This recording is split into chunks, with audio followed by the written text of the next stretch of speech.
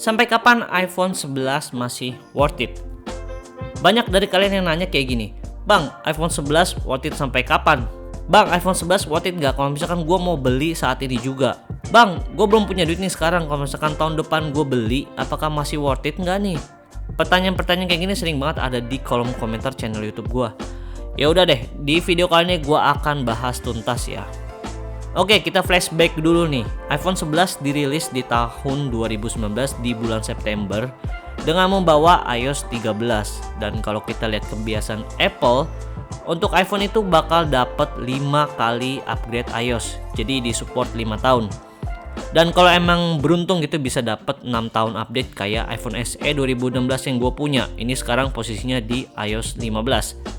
Untuk sekarang iPhone 11 udah dapat 3 kali update iOS, yaitu sekarang di iOS 16 dan tahun ini bakal dapat iOS 17 juga. Dan seharusnya masih dapat 1 kali lagi update di iOS 18 tahun depan.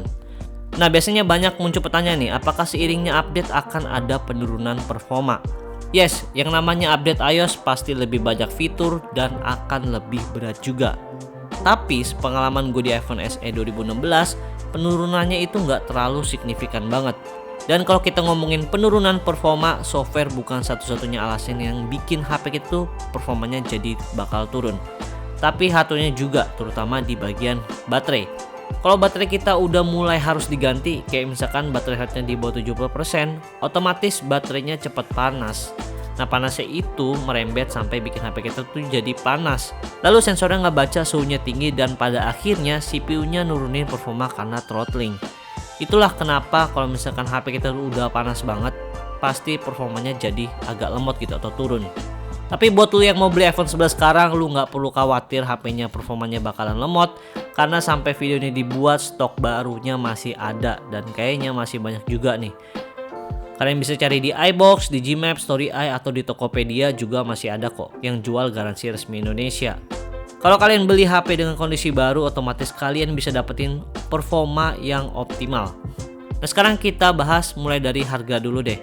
Beberapa bulan lalu nih, harga iPhone 11 sempet nggak ngotak sama sekali. Untuk yang varian 64GB nya itu dijual di harga 8 jutaan. Karena emang stoknya itu udah terbatas banget. Tapi sekarang stoknya udah mulai banyak lagi dan harganya kalau gue lihat di Tokopedia itu udah di 7,1 jutaan untuk yang varian 64GB nya. Jadi kalau misalkan lu mau beli iPhone 11 mending beli sekarang deh, karena gue nggak yakin nih bakal di restock lagi, dan karena emang juga dari Apple-nya udah di stop produksinya. Gue ngerinya adalah ini adalah stok yang udah benar-benar terakhir gitu. Kalau ngomongin worth it atau nggak worth it, bukan cuman dari harga dan juga performa aja, tapi soal kamera. Udah sering gue bahas, iPhone 11 masih punya kamera yang bisa kalian andelin di tahun 2023. Meskipun kalau untuk fotografi di beberapa skenario kalah sedikit ketimbang HP-HP Android mid-range terbaru saat ini.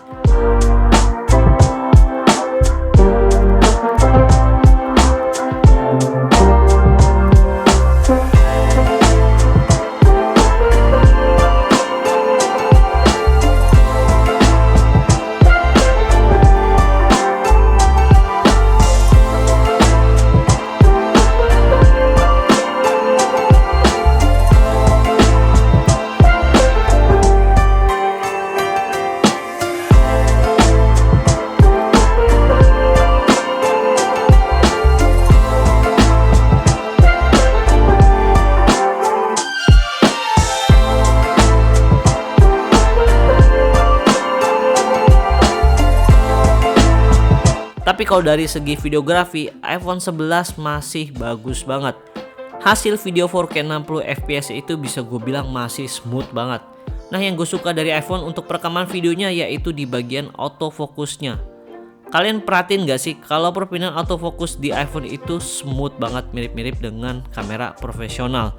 Dan itu jarang banget gue lihat ada di smartphone Android.